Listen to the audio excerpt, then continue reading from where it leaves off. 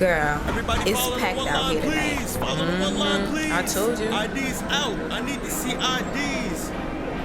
Thank you, ladies. Welcome to Park Ave. Excuse me. Hello? Can you move? What? Excuse me. Oh my God. You ready to go? Girl, I've been ready.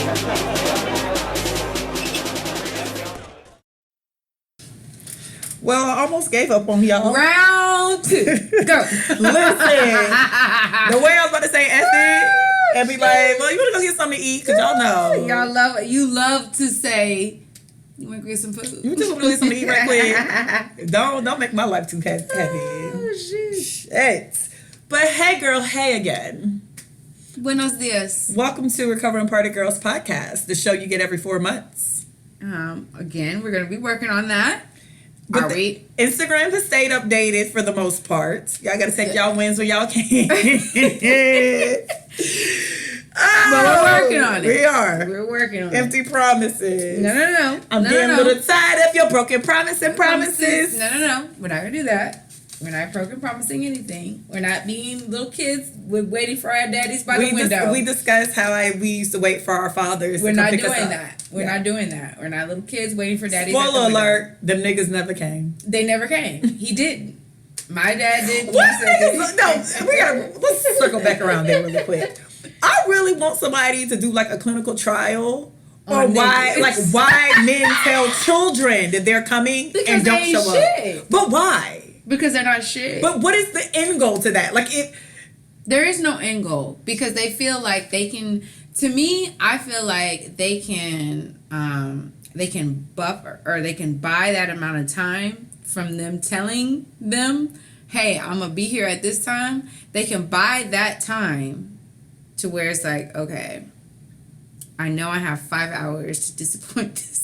No, but what? And then I don't even feel like they think about it like that. They'd be like, and then again, I don't even think that they think about it like that because my dad didn't think about that. Because I don't think, because see, my dad lived in Gainesville, Florida. So at some point, you know that you're not going to be there by that time because you're actually traveling 2 hours, 2.5 hours, give or take. So at what point at 5 o'clock? Did you realize you weren't gonna be there at 4:30? You knew you was gonna be late. When you was on the sofa, nigga. You look, and you ain't even put your clothes on. Well, you in pajamas, bitch. Girl, I tell you, like I said, it wasn't until I was good in like teenage years. I might have been like between the ages of like maybe like 12 to 14. I can't remember what year he did it. But one of the last times he promised, I was more pissed because I really just didn't want to go. And the thought of actually going with him was giving me anxiety. Mm-hmm. So I was more upset that I was sick for 2 to 3 days just at the thought of having to spend a weekend with him and his family. And then he didn't show up. Like, I was relieved, but then like, bitch, don't lie to me. Just be done. So with my dad, the last time, I think I was 21. Oh my God! Oh yeah. Does it not end? It never ends. I'm 21. Why'd your daddy disappoint you at 21? Because I'm a daddy. I am a daddy's girl. Wow. My dad is not a daddy's girl. He's not a girl dad. He's not a girl dad. So obviously he's not a girl dad. So you're a daddy's girl and he happens to not be a girl dad. There's a lot of disconnection. I see the issue. I can see how this was difficult. I can see how this was an issue. Your daddy is not a girl. I was a daddy's girl, but my dad wasn't a girl dad. He wasn't a girl dad. He just wasn't that guy. So and you know, again, we're taking steps to move past that. Okay. As I've gotten older. Is he a woman's dad? He's not that. Okay. Let's not. But it's fine. Like I'm fine. I'm fine. I'm fine. No, but I remember that day. We were supposed to go to the movies, or we were supposed to do something at 21. 21. Okay. Again, adult. I was so wanting to have a connection with my dad. And I remember he called me. We talked the day before. Wow. And we planned this elaborate day of spending time together and being together. Was he going to pick you up? He was going to pick me up. Wow. Insult to injury. My mom lived 20 minutes away from him. And I vividly remember being at my mother's house, and I'm just like, in my clothes, on the couch. So what did you have on? What I don't remember what I had on, bitch, but I just remember I was waiting for that nigga. And that nigga ain't show up. Like, that nigga is sad, but it's extra sad because you're grown now, so now you're calling his phone. Again, but this is my story to tell. Okay, this is something that he has to deal with, and we're working through that right now. But yeah, like I remember, and my mom had these shutters. So like how you have shutters on the outside of the windows. She had shutters on the inside. So it's like you could pull the shutters down, and it's like you can see outside. I opened up all the shutters because I wanted to make sure that I saw my dad pull up on the street. You want to watch the car come up. You want to watch the car come up from the whole street. From the street. So we were like, we were the second house. Christ. We were the second house from the street. And usually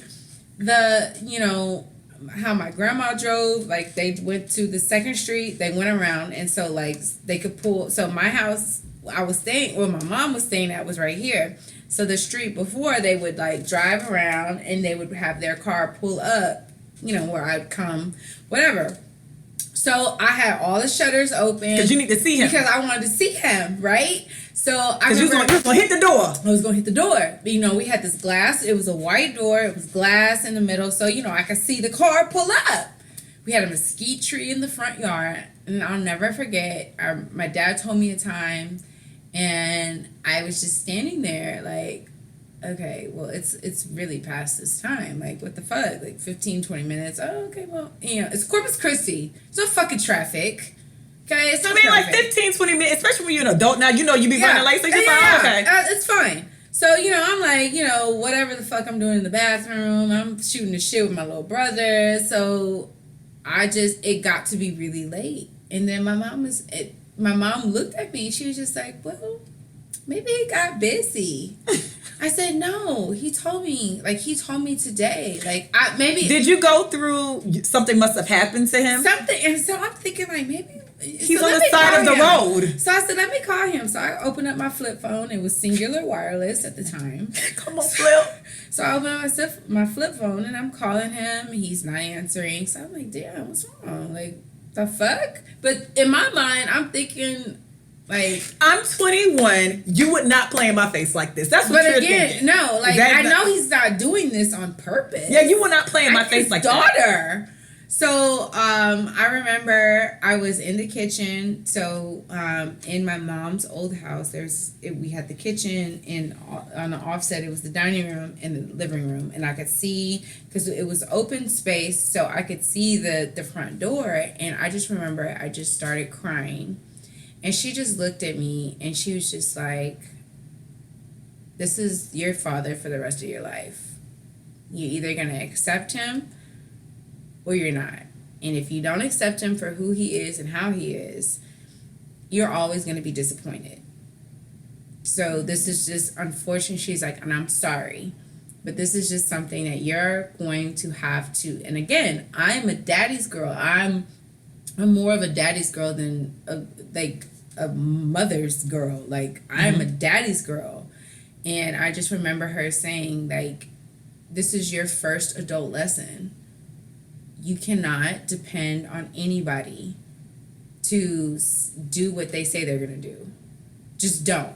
She's like, that's unfortunate. It's unfortunate that happened. No. But no. It's unfortunate it happened at 21 because you held out longer than most. Like, that moment for me happened back in like 98, right. 99 when I was like 13 or 14. I was like, oh, you ain't shit. But I always try it. My dad always made it a point for him to like show the good side of him. And it wasn't until this particular point I saw how he really was. And I just remember my mother grabbing me, giving me a hug. She was just like, you know what?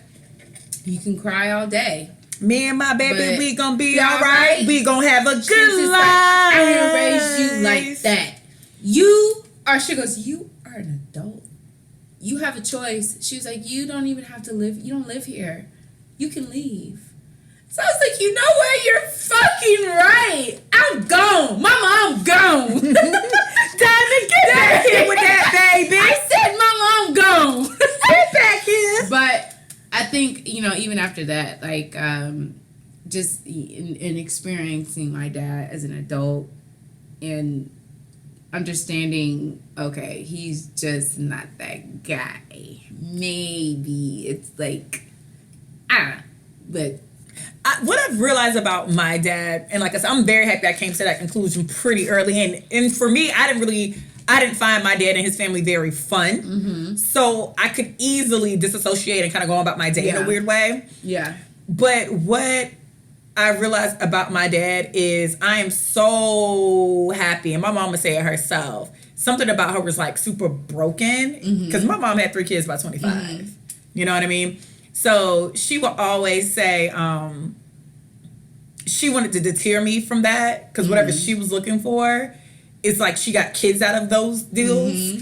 And what I realized, especially now being 35 and not having any children, I am so happy I didn't get caught up in some idea at a young age where I chose, because it's a lot of niggas ain't shit. But But you like him at the time. Or you still want to be with them, and y'all still bumping and grinding without, no condoms, and you're raw dogging out these streets. And then you get these situations like kids where you're kind of bonded with this person that now a year or two later, you wouldn't have, and a year, 6 months later, you're just like, why was I talking to you? And now you got a baby. And I'm just very thankful that I was just never in that position where it's like, what was I thinking? Absolutely. I got a baby! I got caught up. Okay. We don't have to talk about your abortion again, Adriana. I'm not talking about my abortion. Oh. But all I'm saying is, but all I'm saying is, yes, like, you just be so wrapped up in this particular whatever. It's just like, this nigga's not even a good person. He's not a good person to me, let alone.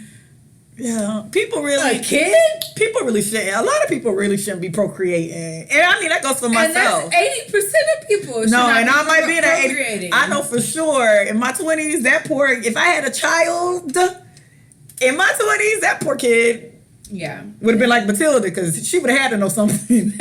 she would have been like, let me cook Thanksgiving dinner. My child would have been Matilda. Mom's knocked out. Mama here. My mom's not here. Let me make this 5-cheese macaroni. That's terrible. But yeah, don't do that. I know we don't have too many male listeners, but don't do that whack shit. If you're not gonna show up, don't even bother. Leave me alone. Let them kids be. Because my mom had a blue sofa. I was propped up. The blue sofa, the back of the sofa was in the window. I was standing back. I'm standing on the sofa. I'm a little kid, barely looking over, trying to look out the window to see my dad come, and he never came. Leave people. So leave children alone. Leave children alone. If you're not gonna do what you say you're gonna do not say you're gonna do it. That's it. It's so simple. Don't lie. And even if you nigga, just disappear. Sometimes I think it'd be better if you niggas disappear. But it's just like, say you're gonna try your best. I don't even think kids can understand that. Say you try your best, because I think a child. See, we don't give children, and I've been around a lot of kids lately. So I feel like we don't give children the benefit of the doubt of comprehending things. When you say, I'm going to try my best to do X, Y, and Z, I'm not saying no, but I'm not saying yes, but I'm saying I'm going to try my best. And if that my best is not going to get me to what I said that I was going to be able to do, or whatever you asked me to do, I'm trying my best. And I think children are more receptive to an adult saying, I've tried my best, than a person saying, I'm going to do this, and then they don't do it. I understand that more as an older kid, but even for older kids and younger kids, if you know your intention is not pure and you know you just bullshitting, just don't make the fucking promise at all. Don't tell me you're gonna try your best. Just don't say nothing at all. Silence is golden, and silence don't cost you nothing. That's true. Like, don't tell me you're gonna try your best when you know damn well you're not coming. That's really manipulative to me. But I mean, and I'm just saying this, and not to like, because I know little kids have asked me certain shit. I'm like, I will try my best. That I can tell you right now, I don't think that I'm going to be able to do it, but I'll try my best. But I can see you because I feel like you try your best. I think there are a lot of men and parents that have no intention. You telling me you're going to pick me up knowing damn well you about to go to the park and drink your Mad Dog 50-50. Fit what, 2020? Wow. I fucked up Mad Dog. It's been a minute. Wow. I've really upgraded. Really? Mad Dog 2020. It's not 50-50. Wow. I'm way better than you bitches. But no, it's like, if you know you don't have, if you know it's just not, if you know you about to fly out to Vegas, don't tell me you might come on Saturday. Well, that's a whole different thing. Yeah, I feel like a lot of people already know they're not gonna do. You know you have a 6 a.m. flight to Vegas. Yeah, I'm gonna try to come at 1. You could come to their football game at 12. And you know damn well your ass is gonna be somewhere in Vegas. Just be in Vegas, my nigga. Be in Vegas and say I'm gonna be in Vegas. And just say that. Well, I know it's your last game, and I ain't been to none of them, but I'm gonna be in Vegas, bro.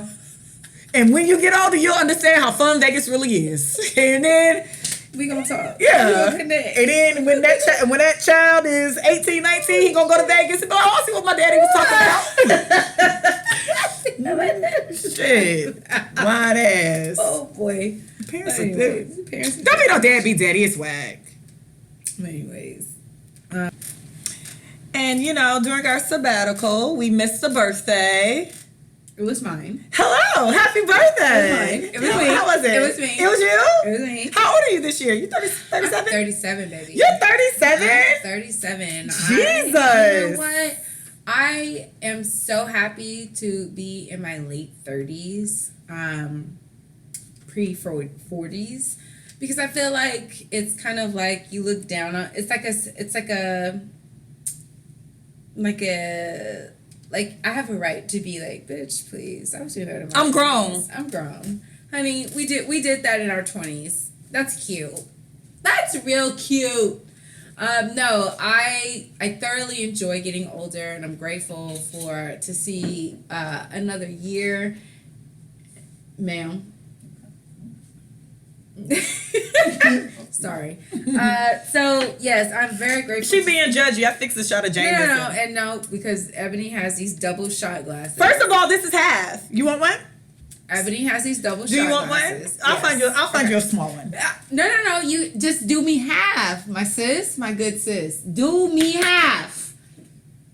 See, you want to fill it up, and that's how we get started on Dream Girls, and that's how all shit gets popping. Like, stop. Anyways, so 37 has been a remarkable time. I went to Mexico City by myself. It has been on my bucket list since forever. Since I went to Cancun 3 or 4 years ago by myself. Yeah, that was that long ago. Mm-hmm. Between COVID, like these past 2 years have flown by. Yeah, because I remember. Yeah, so and I remember flying into Mexico City, and I just thought I was so excited, and I thought that I could get into the city within the 2 hours of my flight overlay, whatever the fuck that term is. I can't think right now. I really thought that I could tour the city within 2 hours, and the answer is you cannot. Okay.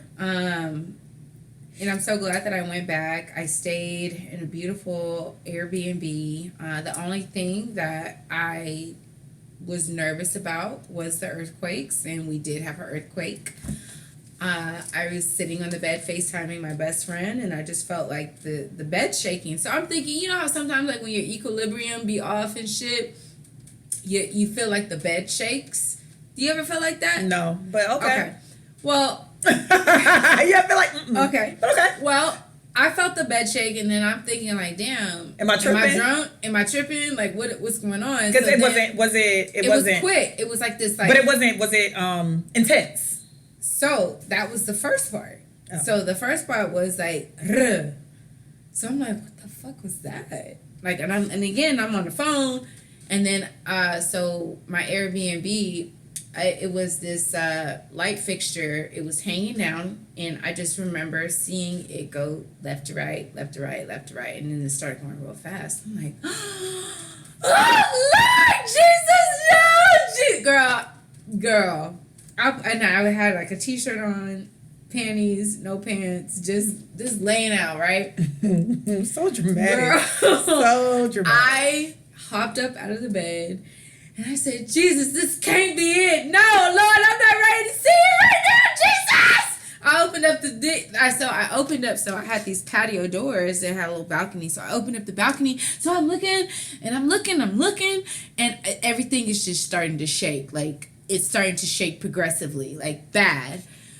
I said, oh God, no, I didn't come all the way to Mexico to die like this, Jesus. So then I'm just like, let me grab my bag. So, I have this fanny pack.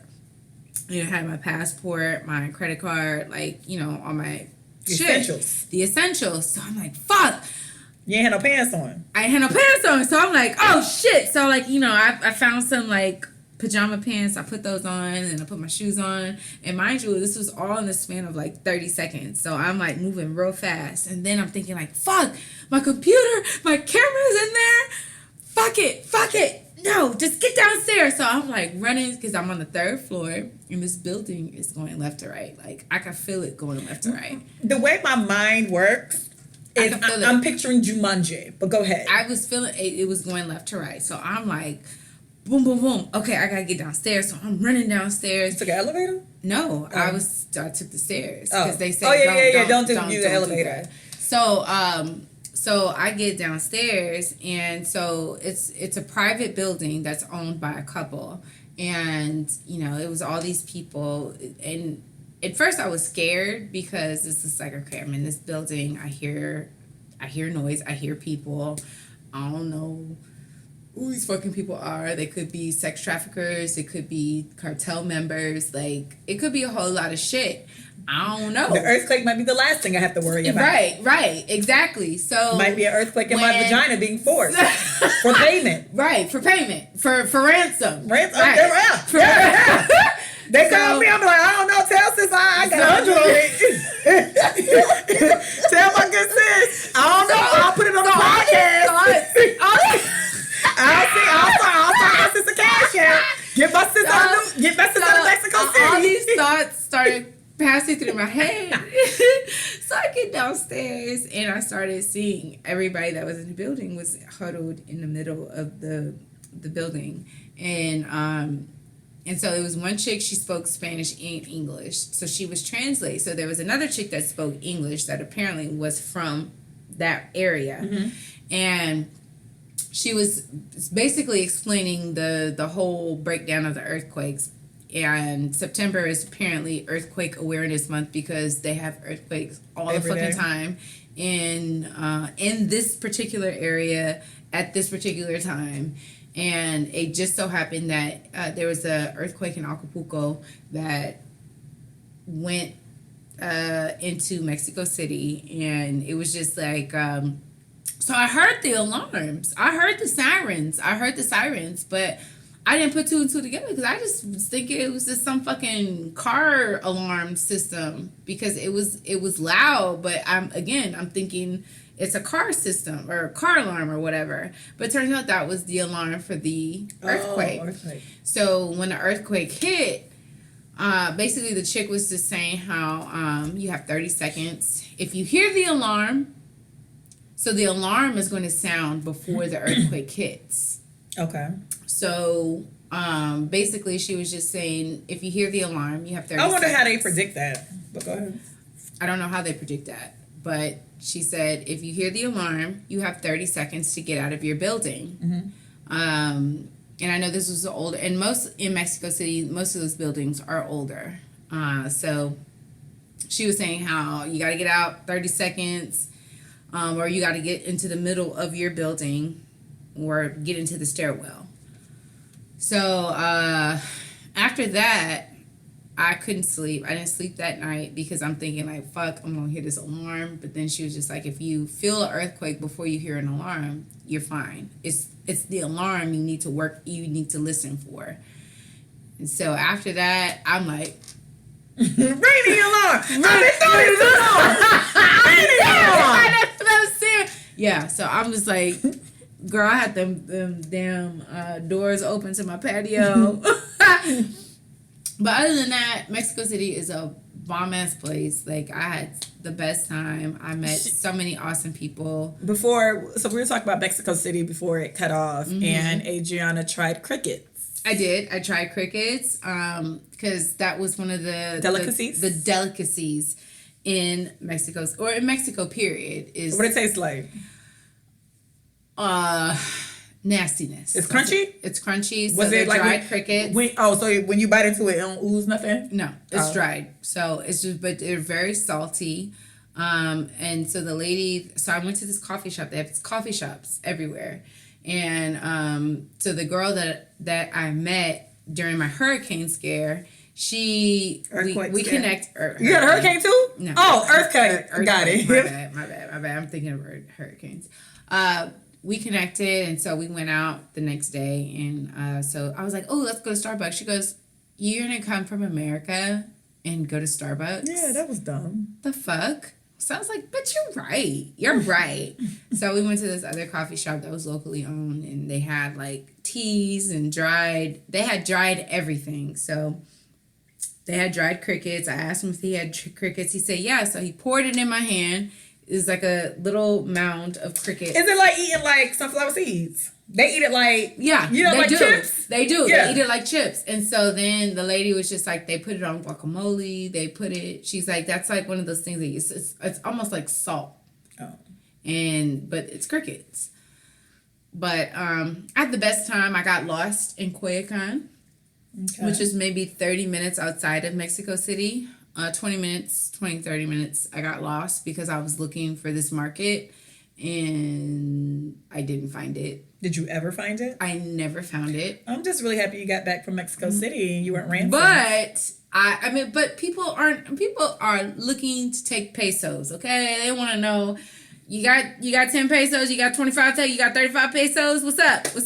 I'm going to tell you this blanket, even though you're going to see this blanket for the next 10 blocks. This is authentic Mexico City. This is authentic.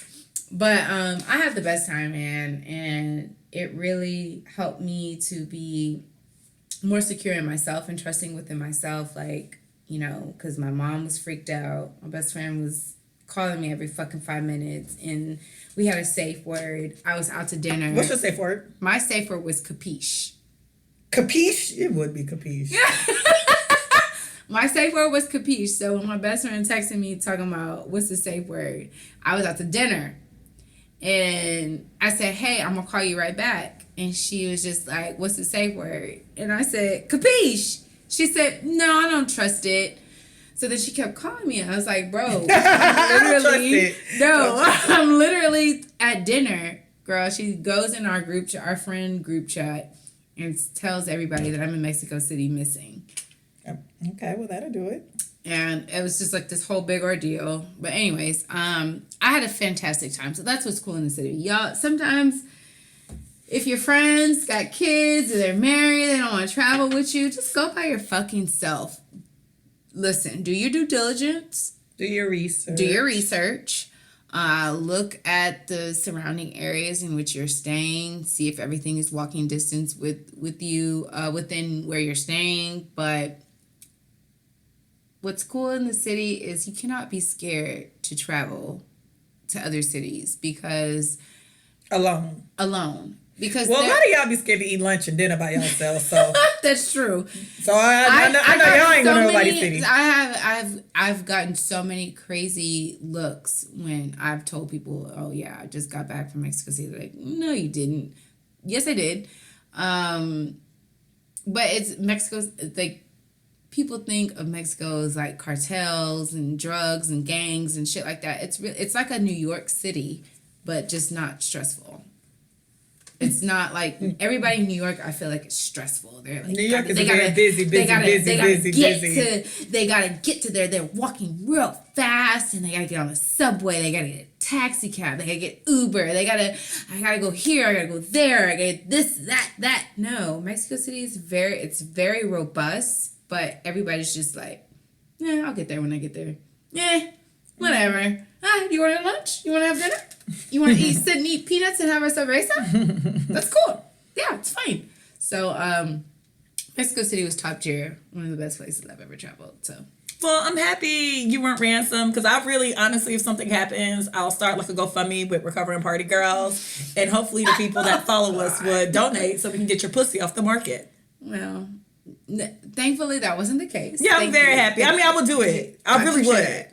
Thank you. I will definitely get your vagina like off the black net.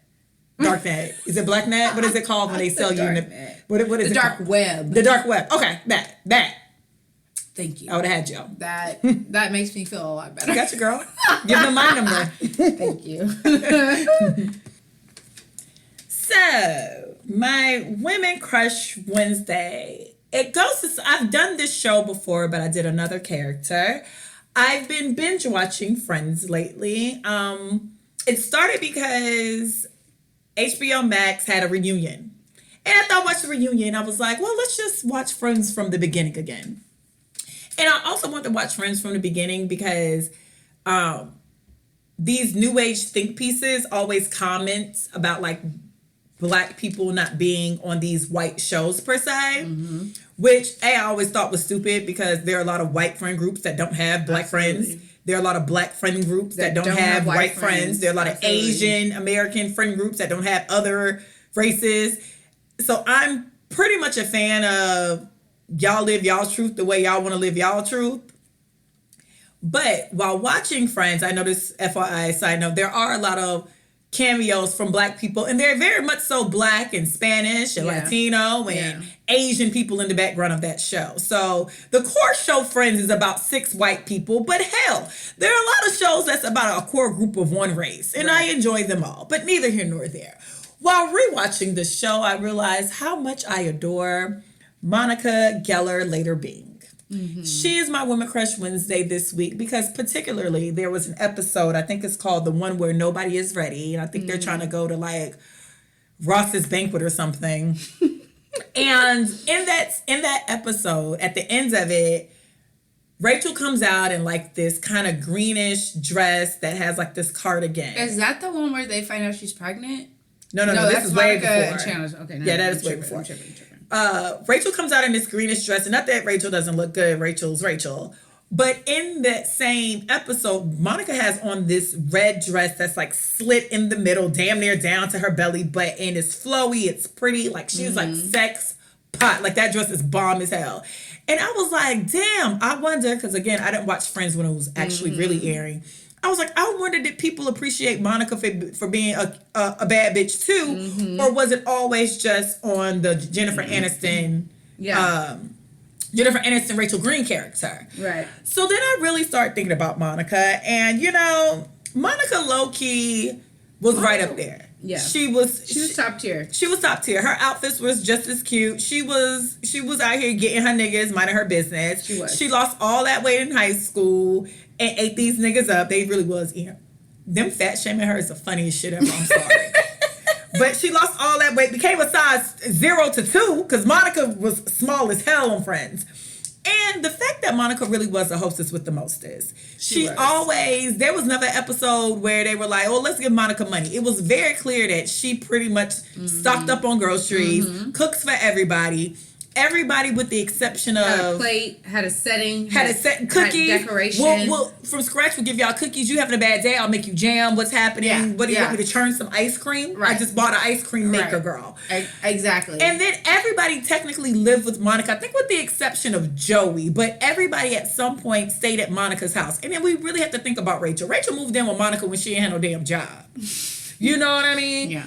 Phoebe moved in when she was kind of like, I feel like Monica overall paid the bill for the apartment and people just kind of threw money to her when they got a chance. When they can. Yeah. She kept cable on. She kept spaghetti on. She kept lasagna on. She kept Yeah. She kept them niggas entertained. She did a whole lot for them ungrateful motherfuckers, because even down to like the Thanksgiving episodes, she was like, oh, I'm gonna make a traditional, Thanksgiving meal. And then everybody came with a personal request from their childhood. Mm-hmm. And she still did it. And she did it. Yes. So, and I appreciate Monica because her and Chandler had such a normal problematic relationship. Normal problematic, unproblematic relationship, meaning they went through just normal relationship stuff that wasn't as dramatic as Ross and Rachel. And I'm like, wow, they really hooked up, started dating, kicked it, moved in together, got engaged, got married, and just went on about their day. And the normal stuff they argued about, the normal issues they had was just normal stuff. Mm-hmm. You know what I mean? It wasn't a weird shit like Ross and Rachel, oh, I'm pregnant, but I'm about to live at your house, and I'm a date, and I'm gonna kiss a nigga on the balcony, and you gonna see it. And then we're gonna drink margaritas. Yeah, we're gonna drink margaritas, and then me and Joey gonna kick it. And then when Joey decide he like me, this is gonna be what it is. Yeah. So shout out to. What's your favorite Monica episode? So I'll say mine. My favorite Monica episode was when she was trying to buy them black boots. That's funny. She literally wore them boots because she did not want to. My favorite overall, I enjoy Monica's OCD-ness on every episode in general. Mm-hmm. But I think my favorite Monica, well, maybe two. Well, my favorite one is when she got the braids and then went to the Bahamas. And then she just kept doing this. Like, she kept swinging the balls. And then they got stuck in, like, the shower or something. I enjoyed that. And then that was a good one. I liked her when she like redid the boys' apartment because she wanted it to be where everybody came. And it's like she literally ripped up their carpet and like buffered their floors. And it was just like, Monica, why did you just like do a whole interior design in this house? Like, I enjoy Monica. Monica was the shit. Yeah. I enjoy the fact that she really, at the end of the day, everybody had a little selfishness about them. Monica overall was super giving to them. And a bit of it was her control freak coming out where she wanted to be in control of all the functions. Yeah. But at the end of the day, she really like paid the piper on that. She did. Y'all ran her light bill up. She stayed keeping cable on for y'all. Video games. Y'all, exactly. Big ass arcade pizza stayed over there. Y'all had wine. Y'all had, and granted, low key, all Monica cook is spaghetti or lasagna. But either way, y'all always had food to eat. Mm-hmm. Like, Monica was it. And turkey. Even though I still don't understand why she sold the apartment, but that's neither here nor there. That's not my business. But. So shout out to Friends. I've been enjoying it. I'm in season 9. Rachel just moved out of Ross's apartment with Emma to move in with Joey, which I still find weird. But, here we are. Shout out to Friends. Top tier show. If you haven't watched their reunion, it's on HBO Max. They also have a Fresh Prince of Bel-Air reunion that was really good, so you might want to watch that. Okay. So I've been perusing the internet. Mm-hmm. Just a couple of thoughts. Okay. Shout out to Gabrielle Union. She has a new book out. I read the first one. The first one's actually really good. It's called I Think I Might Need More Wine or something like that. Okay. But either way, that's not what I'm here to talk about. I'm really confused. So I've been watching her interviews and I read the comments. Hence why y'all tag me into, y'all love to tag me on the Shade Room. I can assure you I do not. I will probably never comment to you back on the Shade Room, if that makes sense. Yeah. Like, I might message you, but I literally don't want to be anywhere near that toxic ass space in the comment section. So she had very much so, what's the issue she had? Not birthing. What's the word I'm looking for? In vitro. What's the issue? She couldn't get pregnant. Yeah, she could get pregnant. She couldn't keep the baby. She had... essentially, she was miscarrying. So she could get pregnant, but every time she got pregnant, her body pretty much terminated the baby. Right. So in her new book, she discusses how upsetting it was to her to try to get pregnant, but knowing Dwayne, who had a baby could easily get somebody else pregnant, and they could easily get pregnant. So she said she was mad at herself, life, God, Dwayne Wade. And then people are trying to eat her up behind it. And I'm like, but that's actually a natural emotion. True. And I don't know what narrative happened where y'all just think Gabrielle stole Dwayne Wade. I've watched his ex-wife Savon Wade's interview. She makes it very clear that she also was having a whole life with some niggas down in Miami. Yeah. So she's not as victim-y, for lack of better words, as you guys like to paint it. Yeah. And either way, even if she did say that lady husband and all this stuff, saying somebody can't get pregnant is karma is so ass backwards to me. It seems as though there are a lot of women who can't get pregnant and they didn't do nothing to nobody per se. Right. And to feel anger or jealousy or heartache because you can't get pregnant and your nigga got somebody pregnant is normal. It is. Yeah, like I'm supposed to be happy?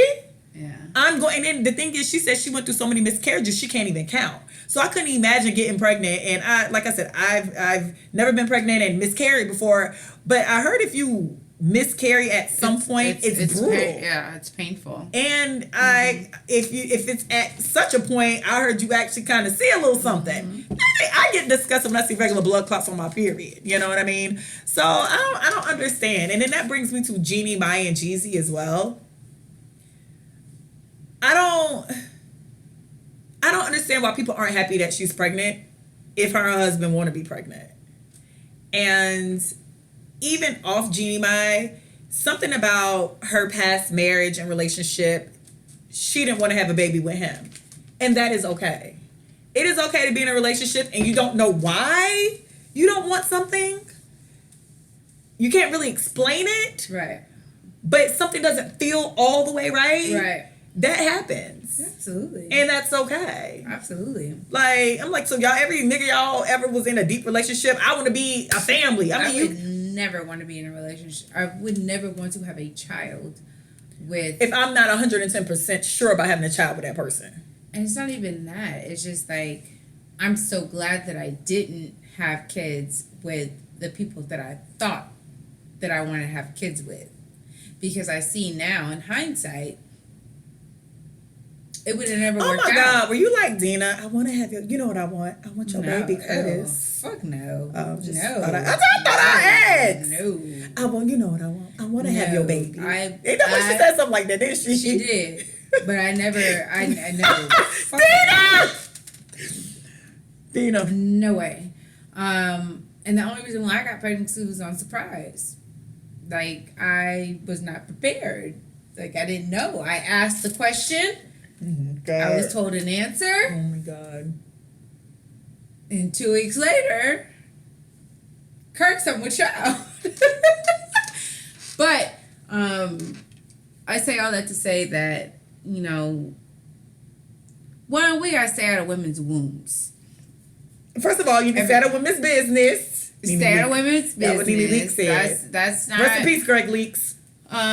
You have to stay out of women's business, and two, it's like having a baby. And see, this is what I never understood about people in general. They act like marriage is a bigger commitment than the baby. And I was like, how do we? And that's the issue is babies, that people think that a marriage is bigger than having a baby with someone. That is so, having a baby with someone keeps you tied. And it keeps you tied. And then you're not only factoring in parenting styles, because we don't know what this, let's just say that we don't know what this person has experienced in life, right? So they have their in Jeannie's defense, she was molested. Her parents did not believe her. Again. She went in and said the reason she felt the need, she wanted to have a baby, she said this was the first time in her life that she actually felt safe. Because like it was something weird about like her parents really didn't believe her either. Again. So when you are putting these situations together, you're having sex and whatever, and it's just like we don't know what type of trauma each parent has had. Whether they've had trauma or not, there's still these different parenting styles because we don't know what their parents went through. And I can only imagine if you're like being a parent, you have to have at least there has to be an embodiment of 90% patience because kids are weird. Test you. kids are weird. And they test you. And shout out to when I went home, I was with my niece. And she wasn't like a troublesome, but like my mom was working from home and I needed to go to the store. So it's like, well, what do you do with the kid? Okay. Kids are...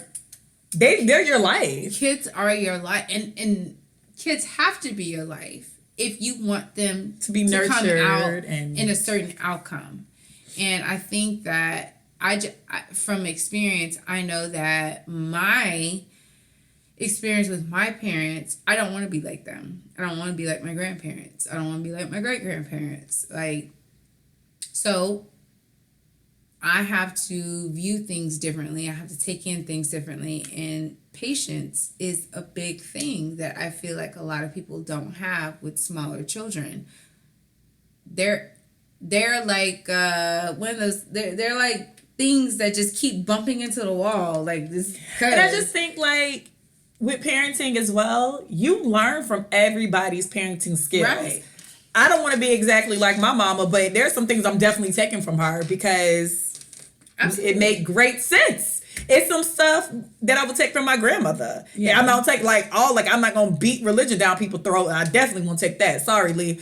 But it's certain things I feel like you pull, and friends in general, you pull these different aspects. Absolutely. And, if at whatever time Jeannie Mai thought her and her husband at the time, Freddie, couldn't nurture a kid, she said she just felt like she couldn't raise a kid in that. She couldn't nurture a kid the way the child really needed to be nurtured. And I don't know what instinct of that made her feel that way, but I appreciate somebody who's just like, look, I don't know we can do this shit. But I wouldn't do it. I appreciate, because some people are better husbands than fathers. But you know what I mean? wouldn't do it. I would never, if I wouldn't do it. Just to say that I had a kid? No. Yeah, it's just, and before we were actually taping, we had a conversation about how sometimes, we're getting up in age, and not in a bad way, but I'm 35, Adriana 37. People start kind of looking at you a little funny when you don't have no kids, and then they start asking, well, do you want kids? What's going on? What's going on with your womb, sis? And the reality is, I look at a lot of women who are like in their late 30s, early 40s, and I guess because I was talking to Adriana, it seems so bad when you're a certain age and it's like you do it backwards, because it's really supposed to be first comes marriage, then comes baby and the baby carriage. And when you get a certain age, people just like, oh, you getting a baby daddy. It sounds so ass backwards and asinine. So I feel like there's a lot of people who rush into marriage just because they want the children on the back end. Yeah. And so then they end up in divorce right after the kids pop out and they be done. I'm like, and that's a lot of people in celebrity world and real world, I know. And I just think that you follow your personal instincts with everything, especially with children, when it comes to procreating with somebody. Yeah, because a life, my nigga, life. But it's just like you're procreating with somebody that is most likely going to have different ideas of parenting than you. Mm-hmm. And if y'all aren't on the same page, y'all not giving the same love, somebody is going to be lacking. Something's going to be lacking if you're not on the same page.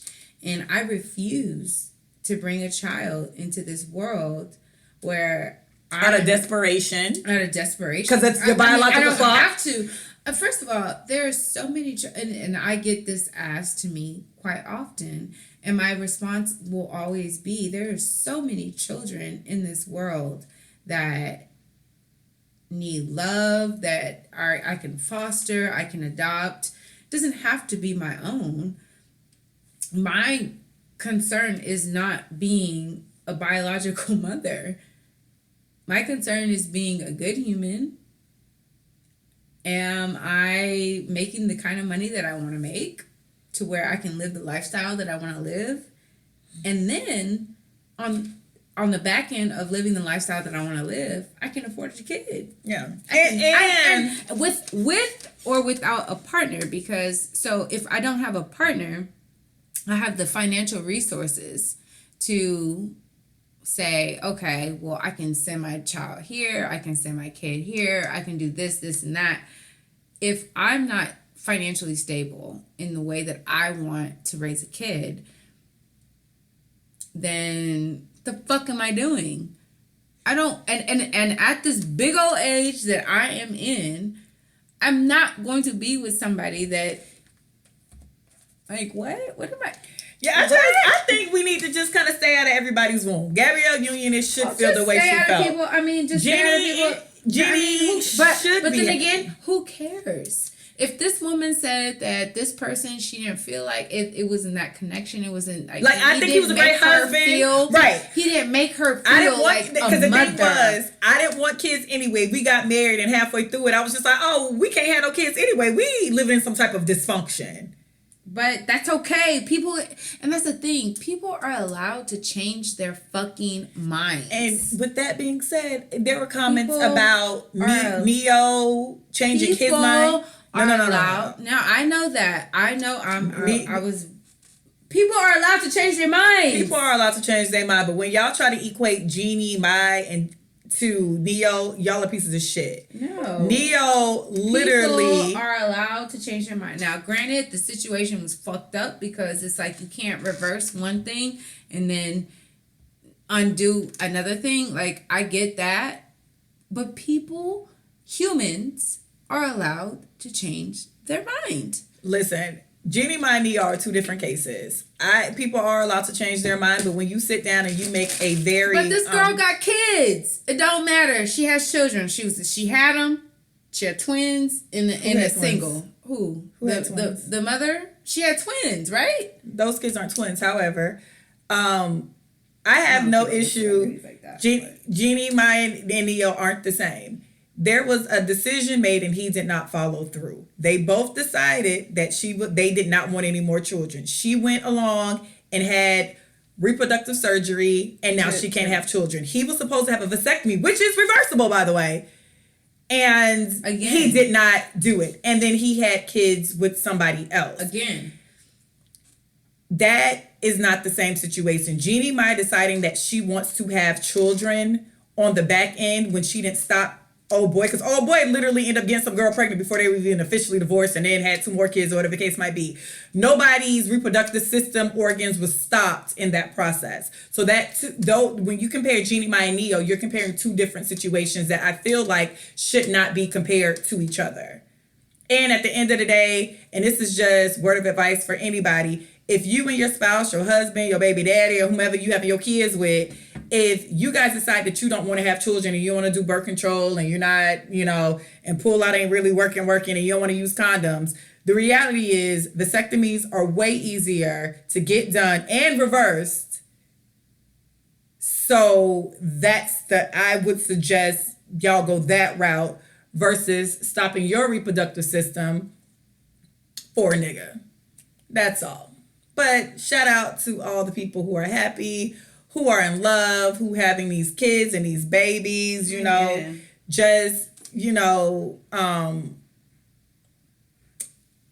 allowed to change your mind. That is very much so true. But I would suggest in certain cases, make sure whatever decision you're making with your partner isn't a permanent decision on your part. Because you can cut that situation whichever way you want to cut it. It was fucked up. And Jeannie Mai and this whole argument of y'all are being so nice to Jeannie and y'all are mean to Neo. In that conversation, y'all sound like fucking buffoons. You really, really do. Because a couple making a decision and one person not going through is completely different from, I don't want to have your kids, so we not having kids. And I'm not stopping you from having kids because clearly he had 2 kids. You know what I mean? Yeah. So, but blessings in general, just we gotta offer people a bit more grace. You don't know why people don't want to have kids with certain people, and it's very true. You can marry somebody and you can date people that somewhere along the lines you decide that you don't want them to be your baby father or you don't want her to be your baby mama, and that's okay. Yeah. Some people ain't. It's a lot of people I dated that I really liked. I'm so happy I'm not parenting with them. Very much so happy I don't have a life with them. Bingo. It's some people who I thought would actually make good dads and fooled me. Now looking now and they have kids, it's like the situations I hear about are terrible. Yeah. And so you just be very mindful, especially when you're older. Be very mindful. For me, I'm not 16 and pregnant no more. You know what I mean? I'm not like some kid who's just making impulsive decisions. When I think about children, I think about what school are you going to go to? Am I going to be in the right county so you can get to a good school? Okay, am I going to have enough time to foster all this situation? Will I have enough money to, let you go to soccer practice and football practice and cheer camp and all the stuff you want to do? Can I accept if you decide to be gay or not? Can I accept if you want to be trans or not? Can I accept if you come out and you have autism or Down syndrome? It's all these factors when you hit certain ages that you think about. So anybody who go out of their way to have kids, especially if you do IVF, God bless you. I hope it works out, and good luck. Good luck, because kids seem like a whole They are a lot. lot. They are a lot. And, they are a lot. They are a lot. I'm just happy I ain't stuck with being nobody baby mama right now. No, they are a lot. But that's it. That's all that actually, side note. So, y'all, listen, know y'all worth when it comes to work. And I'm saying that because y'all know the whole debacle about me getting the job that I wasn't supposed to get, because not that I lied, it was a good embellishment on the resume. So the company I work for and the department I work for is really actually out my element. I work in environmental. I am very much so an English history type of girl. I very much so, you give me a book, you tell me to figure out the presidents, or you tell me about what happened in the 1800s. If you want to know something about, hence why I know all the knowledge about the 90s and random. If you ever really talk to me and you start asking questions about random movies that came out in like 1987, I can tell you who it was, who was the actor, who they married to now. I'm that person very much so. I'm arts, I'm English, I'm history, I am pop culture. I am nothing of a science and math girl. Hence why it's pretty hilarious what department I work for, because it's very out of my natural realm. So over the past, I've been there for 2 years at this point, and I've learned a lot, granted. So I deal with, Texas Parks and Wild Department. I deal with historical sites. I deal with petroleum. I deal with the periodic table. I deal with getting miles into square feet. And again, completely and utterly out of my element. Science and math did not come that easy for me. They lost me damn near around fractions when it came to math. So, and they definitely lost me like right after biology. I think after biology came chemistry, and they could kiss my ass on that. So, my department went from 11 people to 5 people like within the past year. So we're pretty much doing work of 11 people, but it's 5 people. And the idea when I started doing all that was like, oh, I'm going to work really hard because I'm searching for a promotion. Now, here's the thing. Even though I said that in the front end, on the back end, I know how people do you. And it's just not me and my situation. It's in general. When people realize you can handle stuff, they have a weird way of giving you more stuff. Mm-hmm. When people realize you can handle stuff and you handling stuff for $5, they have a very hard time giving you $6 for it. People have a way of using you, and I don't even know at this point if it's intentional, because it can't be intentional if it's everybody, because it feels like a lot of people have the same complaints.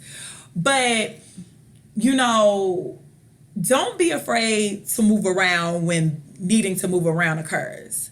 Don't be afraid to say you want the promotion or you want the pay increase. Don't be afraid to walk away and step away from stuff. And don't be afraid to say no. Like in the past couple of weeks, I had to realize I had to say no because I had enough food on my plate for Christmas, Thanksgiving, New Year's Eve, my birthday, Hanukkah, you know what I mean? Oktoberfest, Labor Day, 4th of July. I had all the plates sitting in my refrigerator. And I had to realize that I was giving a whole lot for a situation that I was doing in hopes. Like, well, if maybe, and I'm not saying don't try to prove yourself and show that you're capable, but also be aware when it's becoming abusive or too much for you. Facts. Because sometimes it gets overlooked. And that's not cool. That's all. So know your worth. Be okay with it, with telling somebody no. Be okay with giving somebody your price, and if they can't take it, walking away. And don't let people make you feel because you're in a bind that you'll take bottom tier. You know what I mean? We just had this conversation. Yeah, I mean, a bind-aid, that's cute, but no, ma'am. Yeah, so I do freelance videography and photography, and it just seems like now that I do it full time, it's like people want to wheel and deal. They want to nickel and dime. But the thing is, I've accomplished and done more than what most of these niggas have done in their whole little trajectory of their careers. And most of these, and so like in Houston, most of the videographers are male. All of them are male, and all of them do the same thing, and they all work in the same arena, which is clubs, music videos, and lawyers, and lawyers and real estate agents. I've done it all, like from city governments to weddings to everything in between. And it's very weird how people can see your scope of work and then try to nickel and dime you because you're a female or you're this or that. And I've had to turn down things because it's like, bro, you cap. First of all, like, I know how to do so much, but yet you're offering me, when I do the math, this is $10 an hour. Sweetie, I'm not working at fucking Walmart. Like, what the fuck? And granted, and I'm not turning down money, but it's just like I'm not going to subject myself to all this work when I know what I've done. And I hate when people try to take advantage of the fact, well, you're just getting started, so like this is your first time being solo or like freelance or whatever. I would be more offended too because they act like you're not grown and they act like you doing this on the side, like you have a full time, like you have something to fall back on. Like I have to pay bills. But it's not even that I have something to fall back on, because the majority is no, I don't have anything to fall back on. And I'm grown and I have bills. But the offense is, my capacity. You know my capacity. You absolutely know and most of these motherfuckers know the capacity that people that they work with because they check them out prior. Are they trying to pay you an exposure? And be like, I'll put your name on it though. No, okay. It's not paying That's even me. more insulting. But it's not paying me an exposure. It's paying me like, well, and the thing is, I know what these niggas is getting. I know what you're getting. I know. So you're telling me this client is only paying you X amount of dollars. All right. So you mean to tell me this client is only paying you $250? You're not. Yeah, I know you. And that sounds like bad business on their part. Because if you want to hire somebody, and this nigga is not a $250 nigga. This is a nigga that really does business for $5,000 to $10,000, and you want to pay me pennies? You want to pay me $100, $200 for 8 hours? You got me fucked up. Because one thing about it is I, again, know my capacity to work. I can edit, I can shoot, I can style, I can art direct, I can set, I'm production, I'm everything. At my turnaround time, sick. Because I've worked with people to where my turnaround time had to be within 5 hours of a shoot.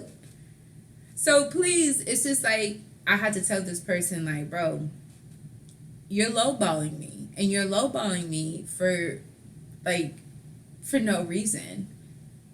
But you want my connections? That's ridiculous. Fuck that. Like, these niggas is out here. Ladies, people, anybody willing and dealing, if y'all are an entrepreneur, do not let people lowball you. If you're working anywhere, don't let people lowball you. And don't let people... I realize too, when you start looking for jobs online, it's always they'll have like a line of and what else is needed. A scope of work. Yeah, like they'll have it where it's like and what else? Well, I mean, it could be more than this there's 10 bullets. They give you 25 bullets. It's like, and then FYI, it could be a little extra, sis.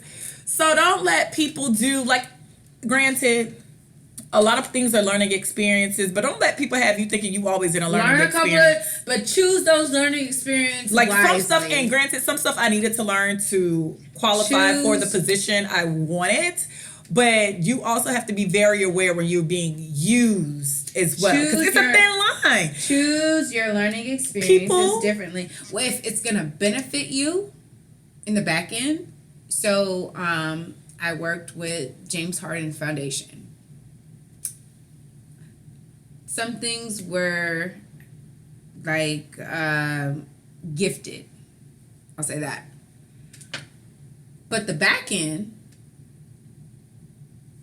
it benefited me. So there's certain situations where it's just like, okay, what's going to benefit me, what's going to not. And you have to vary, but you have to be very selective. But it's almost like intuitive. You have to listen to your intuition. You have to listen to your gut. You have to listen to yourself. If you and if you are not a person who can make a quick decision, sometimes you need to go home and write it down. I'm just saying in general. Don't think because you're on the spot you have to be like, yes. No. You don't. But I take time to see the balance of it all, because certain. And not that I'm not talking about your situation. In general, like me personally, in my situation, the back end is the promotion and the pay raise, right? But I had to realize I need to put it on like a time schedule, because then you'll look up and you've been grinding this situation out for a year and you didn't make any other, what's the word? Like you didn't apply for other jobs. You didn't make any other... Like, you didn't have a backup plan. So just weigh every situation out. Learning what I've learned has been a great thing. So now I can actually apply for the position that I'm gunning for somewhere else, bottom line. Yeah. You doing what you did, worked in the back end because of connections. And a lot of stuff is built on connections, especially when you're an entrepreneur. A lot of stuff is built on who you know, I was about to say who you blow. That's not where I was going to go. It could definitely be who you know and who you blow. But you have to you're going to have to weigh out how long, how low, how much you want to gift your talents to people, and what is the end benefit. And like you said, you have to be selective, because sometimes you just start gifting thinking, Timmy going to help you, and Timmy ain't going to say shit. And Timmy ain't going to use you again. And Timmy going to use the next person that give him free services. So just know your worth. I was having this conversation about my mom too as well, because she never bowed down. She had a rough couple of years. She never bowed down to who she was. She was just like, no, I ain't. Nope, not taking that. Nope, not doing that. Nope. My mama didn't play that shit. And she's doing better than ever now. Like top tier shit. So, just know who you are. And, if you don't know who you are, you better get home and write it down and figure it out. And don't have people serving you green beans and they gonna eat filet mignon at the end of the process. Because people do that a lot too. They want the labor and they don't want to pay. And especially your instance, if you want to hire a second person because the project is really big, then put that shit in your contract that you need somebody else. Like, does that not make sense to you? Or having somebody else help you with your big project? If you have a big project, like in your instance, if you know that whatever the project is or you're going to need help, that should be something, because I'm assuming you have a conversation about what needs to be done. Once you hear it, shouldn't you just ask for additional money to pay a second person? Does that not make sense? It does make sense, but there's certain situations where things kind of just, especially with the creative space, right? So you have the creativity, like the creative space is very different, because there's things that are literally fly by night and you got to get it done. And if this is something that you want to do, you do it. If you don't want to do it, you don't have to. But essentially, like for me in my instance, that was one of those spaces where it's just like, hey, can you do X, Y, and Z? Let's just see if he likes it. All right. So I did it. He liked it. All right, so this is the next phase. All right, so we need X, Y, and Z. Cool.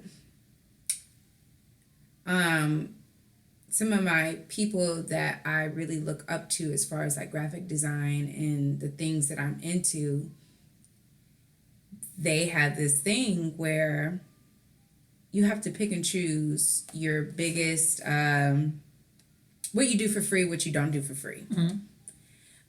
And I do believe in that. In order to gain a lot of leverage and power, people give things for free. And I chose to give this certain opportunity for free because I knew what it would give me on the back end. And I trusted that, and it turned out to be what I trusted, that it gave me more leverage on the back end. So, and then it keeps that what is it? The expectation, because I mean, there's an expectation when you pay for a certain thing and then you don't get it. And then there's an expectation when you don't pay for something and it's not what you're expecting it to be. You're like, fuck it, well, I ain't paid for it, so it's whatever. So there's still there's leverage. So it's kind of like you have to leverage your shit. What's worth it to you? What's worth that type of energy for you independently as an entrepreneur? And in this particular situation, that leverage in that space to create and to mess up and to not be like so formal and to not understand everything that was going on and all the shit that I experienced, I would have rather not been paid, because being paid, it would have caused me such great anxiety. But because I wasn't, I was able to be creative and be free and not be so connected with the results. Like I didn't care about the results. I only cared about the process. Like, this is helping me build towards something else, because if I can do this for this person on this magnitude, like this is a big nigga, like this is top 5. All right, I can do it for everybody else. So without that pressure of it's got to be in a box and it has to be this way, whatever. So I took it, and it has paid out tremendously, because other people see that and they're like, oh, well, if you can do that for him, you can do that for me. You can do that, but you're gonna have to pay. So it's where them dollars at, nigga? Where them dollars at? It's just like, people. It's just you have to listen to your gut. My gut told me to roll with it, and I roll with it, and it's continuously paying what I was supposed to be paid. Again, where them dollars at, nigga? Where them dollars at? So know your words. Ask for stuff. Know when to hold them, and know when to fold them. Come on, Texas. Know when to hold them, know when to fold them. And that really is the bottom line to it all. Because sometimes you're going to have to hold it. You don't have to hold it. And sometimes but sometimes you have to fold it. And you have to know the timeline. And you have to know. You have to you need to, if you gotta know when to hold them and know when to fold them, baby. Whoever your God is or whoever you talk to, make sure you get real intuitive with them, because sometimes that's what it is. You gotta hold it. Your intuition is connected with God. Your intuition is most definitely your higher power. Sometimes you gotta drop them and leave them cards right there. And you hear it when you ask yourself, "Is this something I need to be taking on?" You're gonna hear it immediately, but you just have to listen. I know. You have to listen to it, and if you don't listen to it, you can obviously make a wrong choice. But I think that when you truly in tune with yourself, give yourself a minute to think about what you're doing, and if this is a direction that you want to go in, and it feels right, and you hear that yes, you hear that no, you're gonna hear it, and it'll work out for your specific path. Nobody's path is the same. Nobody's path is like your path is not my path. I don't want your path. I don't want you to want my path. But everybody's shit is different. So what works for me is not going to work for you. What works for you is definitely ain't going to work for me. But you know what's going to work for you. So ride on that. Bet on that. Because it ain't going to be perfect. It's not going to be fucking perfect. It's not going to be roses. Because when I tell you, I was stressed the fuck out. I was stressed out. But the end result has taught me, like, wow, that process was such a beautiful process because it taught me a lot about what I can do, my capacity, and the shit that I can produce. If $1 million nigga say he like my shit, fuck it. The price went up. The prices from yesterday are not the prices today, as Fat Joe would say. So I have a confession. Here we go.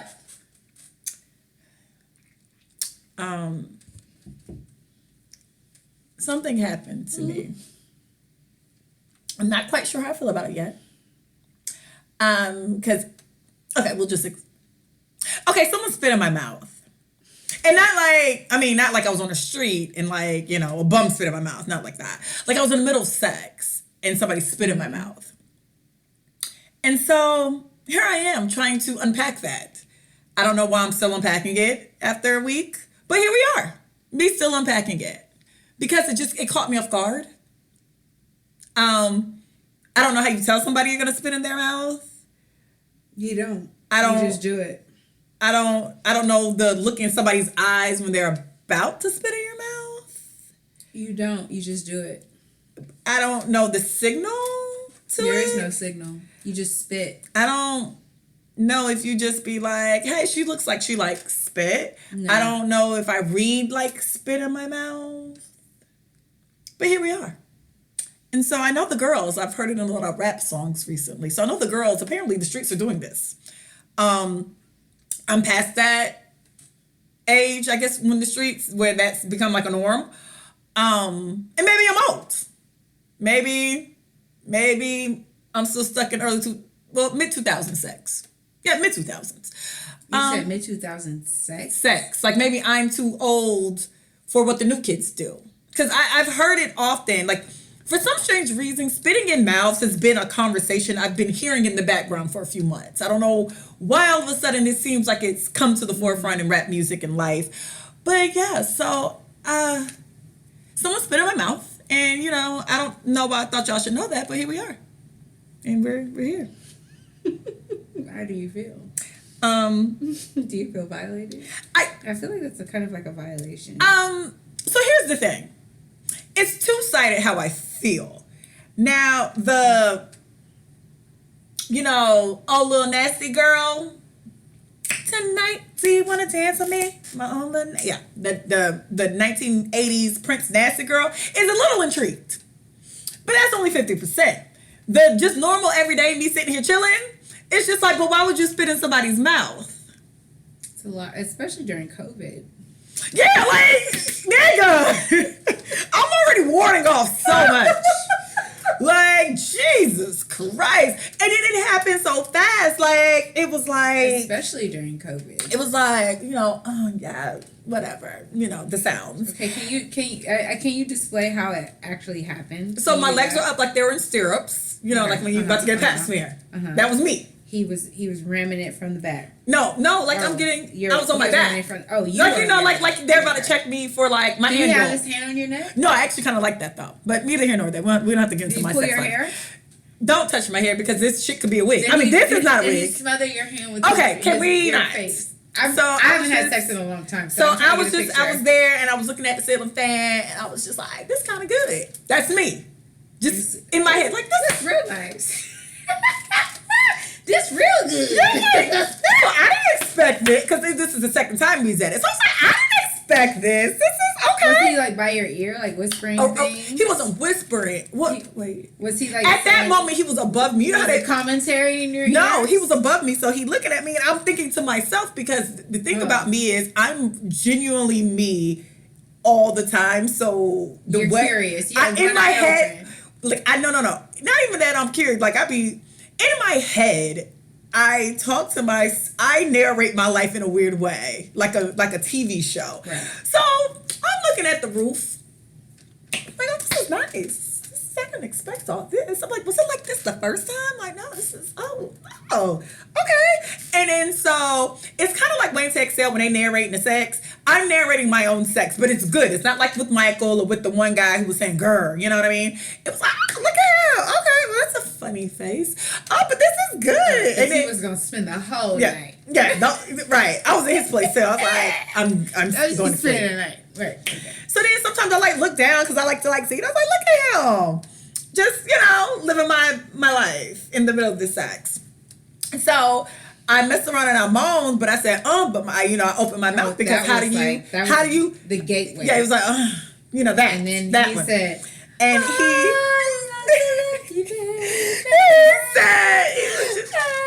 was just like, it just came so, no, it wasn't like, it was more like, when you go to the dentist and when they have the stuff in your mouth and all of a sudden your mouth is like super wet, and it's just like slob. He said slob on my nose. Like corn on the cob. No, slob in my mouth. Slob in my mouth. Like corn on the cob. Like corn on the cob. Jesus Christ. So it's coming towards me. But in a weird way, it's coming fast and slow. It's like, what the hell is going on? But it's coming fast. And it's like, was his tongue out? No, was his tongue hanging out? Or no, just like it just his mouth was like, I don't know, it was like a waterfall. He opened his mouth. No, he opened his mouth and there's spit coming. I don't know. Like his lips are like this? No, it was just like real sensual. Like I don't know. It was like kind of sensual in a weird way too. So it's coming slow, but it's coming fast. I don't know how to describe it. Like in my mind, it's coming fast. Right. No, it's coming fast in real life, but in my mind, the way I was narrating it, it's coming slow. But it actually is coming very fast. So I'm like, think fast, girl. Do you move? Because I'm like, no, because if it hits me on any place that's like, for some strange reason, hitting my face would have been... It would have been a deal breaker. It would have been very traumatizing to me. Mm-hmm. So it was like, it makes more sense for it to actually be in my mouth than on my face. Because like, then what do I do? Like, open my eye, you gonna hit my contact? What if you spit and it goes in my nose? Like, this was in 30 seconds. This was all of like 7. Because I'm like having a mental breakdown. But you see this one drop. So it drops, but the second it enters my mouth, he kisses me. So and then it was just all such a fast swoop that it was just like, did that just happen? Wait a minute. While he was inside of you? Yeah, it was a whole life. Hey, I can't help a multitasker. who am I to judge a multitasker who also had his thumb rubbing my clit? Who am I? Who are you, multitasker? Who are you little bitch? You little nasty bitch. You little nasty freakazoid you. Oh, good for so you. Then he kissed me so quick. So then... Was it passionate? Very. Like... You should have my baby. Like that passion. Like, have my baby. Oh. Yeah, like that. Like I had to... We're going to make this work. Yeah. So I was disgusted at the initial spit coming. But since the spit and the kiss happened so fast, I was slightly turned on. That's when the tonight, nice to meet you. I say, you want to get my name? You say, can you choke me? No, I didn't say choke me. I was just... on my throat. No, I still was in it. But I was just like, did the nigga just spit in my fucking mouth? So then, I mean, still fabulous. Sex was great. But every, like, few seconds, I'm like, so he just spit. I just let a nigga spit in my mouth. Is he going to spit in my mouth again? Is it, like, 1 spit per session? Is it 2 spits? How do we gauge the spitting? What is this? I need to have a discussion. He was just in a moment. And it was peak sexual tension. I don't know. So, yeah, so essentially somebody spit in my mouth. Good for you. What the fuck? Good for you. You know what? I haven't had sex since June. So what do you want me to spit in your mouth? You want to be turned on? I mean, if it's I've had sex for so long, you might. I might. You spit in my mouth, I might not. What? It's been so long. It's been a minute. Yeah. Jeez. Okay. I mean, we have Jameson. So. You know, low key. So yeah, I don't know if the girls are into that these days, but hey, if it's hot and heavy, here I am, a girl who, okay, can you not? I'm so disgusted. I'm more disgusted about you trying to look like you're getting spit in your mouth than actually when I had spit in my mouth. What? So here we are. I'm a girl who gets spit in the mouth now. And I don't know why you guys needed to know that. I just needed that off my chest. Get it out your chest. This is why we're here. It's very therapeutic, actually. I hope you feel better. Yeah, because and I don't want y'all to have to put your business out in the comment section, but if you're happy to hit me up. What? If you get spit in the mouth, raise your hand. No, what the fuck? Don't let Ebony feel alone. no, yes. I need a support group, so if you let people spit in your mouth, everybody raise your hand. Yes. Comment, like, share. Send a direct message. Let me know what am I supposed to do with the spit? Am I supposed to spit it back? It's nasty. Sex is gross. Okay, sex is so nasty. I was thinking that. But sex is so fucking nasty. It's fluid. I was telling somebody that. It's like breath. It's heat. No. It's sweat. I was telling somebody. I was like, when I say in the grand scheme of things, it's like hair movement. It's in a normal day. If somebody just came to you and handed you cum in your hand, you'll be like, gross. You're like gross. But then in the middle of sex, you're like, oh, come, put it on my face. Yeah, come everywhere. Put it on my body. Yes, put it on my body. Oh, it's lotion. Just Thank you. Come in my Come. And I'm coming, you're coming. We're all coming. Yes. But in reality, if somebody just walked up with cum in their hand, it's disgusting. We'll fuck away from you nasty motherfucker. Bitch. Oh my god. I called the police on you. Pervert. You fucking pervert.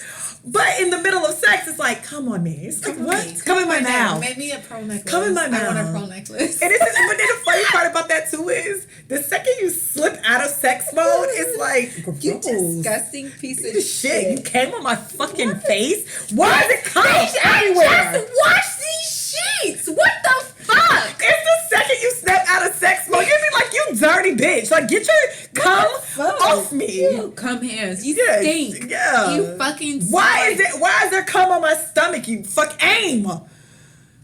It's trapped in my belly button. No, God. And my boobs appear, so people love to be right. Oh my God, it's just such Listen, like I said, I haven't had sex since June, and I ain't had sex in a long time. That's your story sounds so amazing. Wow, Did y'all have candles on? No, nigga. Did y'all have music in the background? We did. We did. What music? It was like one of them like new R&B stations. So you was getting Pandora like no. It was on Apple Music. So you get like a Van Jazz, you getting like a Lucky Day, you're getting like a Kirby, You know what I really like to do? Oh my God. And I hate that I'm sharing this. I not hate that. I got spit in the mouth. You can fucking share your life. I really love. I can't. Because I know it's... Okay, go ahead. Because I know I can't even take you seriously. Because it's going to be something so dumb. Go ahead. I really love to have sex to like... Trap music. Like Luther Vandross. I'm not meant to be alone. Do you have sex with Luther for real? I don't think I go that far back. If actually, you know who I would do? Here and now. What are you having sex to here and now? I promise to love faithfully. Oh my God, Adriana. Because I just think it's so romantic. As with a nigga that you're not gonna be with. Choked out. I'm being choked out. I'm being choked out here and now. No, my favorite genre. Okay, this is gonna sound ridiculous. This is so, and I get why it's ridiculous, but you have to understand my past. What you know about me? What you know about me? No. It's you have to know my past. So it was that's the ESPN. That's the ESPN soundbite because a lot of times ESPN always happened to be on. Oh my and God. so a bit of me always so even like sometimes I hear it, I be like, it weirds me out because it be like, that's so nostalgic and a lot of sex. Okay, but besides that, Wow. I'm very much so. And you said that I'm weird? Who wants to get choked out to here and now? Who gets choked out to here? And my other thing, no. So what I really enjoy is actually 90s and early 2000s like R&B. So which is pretty typical for most people. They like the whole bump and grind type of music. Do you know what today is? Yeah, like It's why you being choked so hard? I like Neo's Mirror, Ashanti's Movies, Sierra's Promise. I promise I would never let you That go. stayed in a good heavy rotation. If You by Silk is top tier. Straight Fucking by Tyrese was very high up on the list back in the good old days. A good Be Without You by Beyonce. And if I do old school music, I do like Isley Brothers type of Let's Make Love. Like I do theirs. Classic. Something about Here and Now and somebody choking me the fuck to death does not sit right with my cooch. Here and now, hold my neck. I promise to slap my ass. Love faithfully. Look, you be like this. I'm gonna turn over. Love's all I need. Grab my ponytail. Here and now, I promise to look like that's so ridiculous. Is it? It is. Okay. Smack my ass here and now. I promise, you like this dick? I promise to love faithfully. I'm in that pussy, ain't I? Yeah. Yes, you are. Yes, you are. All I need. Turn that ass over, huh? Look. What the fuck is wrong with you? Okay. Oh my God, poor Luther. Luther, yeah. I don't use Luther for that. Oh, I do a good Janet Jackson. Would you mind? So Moist. listen. So next time you have sex, just try it. No, because now I can't do it because we made a mockery of it. So then I'm being in the middle of sex, like no. Here and Now. Ain't trying to be fucking it is. Is that what you want for my sex? You want me to play Here and Now and then I'll bust out laughing and be like, let me tell you about. No, I can't. but no, I can't take it. that. But I can't just- take it seriously now. Okay, so a Luther song, maybe. If this A House of world were Mine. mine, you and this pussy, Yeah, I would say say so. so. Like, see Yeah, all that I own. You've been so good to me. Oh, you and this pussy. If this world were mine, I'm about to put it in your life, bitch. If this house, wait. If I'm not meant. Wait. to live alone. Turn This house into a home. When I climb the stairs and turn the key. Oh, please be there. Okay. Saying that you're still in Oh love my God. with. Oh my God. So when here in the front and back, you listen to Bad Boy Having a Party? Is that what you listen to?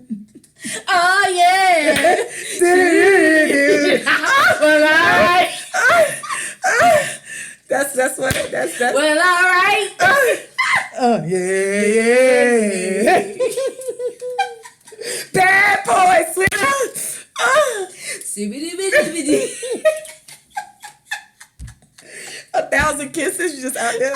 This is 1,000 kisses. Not dance with my father. You're disgusting. You go to hell. You go to hell. Dance with my father. Go to hell. Seriously. When I Okay. was a child. Okay. Oh, this is so disgusting. This is so fucking terrible. So amazing To be loved, I follow you to the moon and side. Okay, I can't. This is love has truly. Oh my God, you're so disgusting. Bitch, listen, because you be like so like into it. You're like, No, I'm damn, not gonna be so put into your it. hand on my throat like this. You're so fucking gross. It's just because I haven't had sex in a long time. No, so. you disgust me. That's worse than me being spit in the next the time mouth. I have sex, I'm definitely listening to the greatest hits. The essentials, because the essentials, the Apple Music, the essentials. The essentials. You I have to do the fucking essentials. disgust me. No, it's actually very good. Okay. Well, First of all, bitch, you got spit in your mouth, so shut up. wow. You're Wow. Is that what this podcast is about? You're neither higher or below. Wow. Okay? Wow. I didn't know I was going to get spit in your Okay. mouth. You Well, know you you're going did. to play with the Vandross. Okay. There's a difference. Well, you did. This is Good all day, shit. people. I'm not sure. Good shit. day. I'm out. Listen. Love has truly been good to me. Something. Okay, so you guys so amazing. follow me, to be NatoyaEbony. loved. I follow If you feel the need to tell us your business, go to recoveringpartygirlsletters@gmail.com. The cheeks be clapping. Okay. I think they found Gabby Petit. I can't pronounce her last name. Gabby, they found the white girl that was missing. So, you know, if you're in Florida, if you're anywhere, look out for that boy. I think his name is like Brian Laudier or something like that. Find him. You know, we're here. We'll try this again. Adriana's in my bathroom now singing Luther Vandross. So it's time to wrap this show up. You guys be blessed, be happy, you know, and know your worth.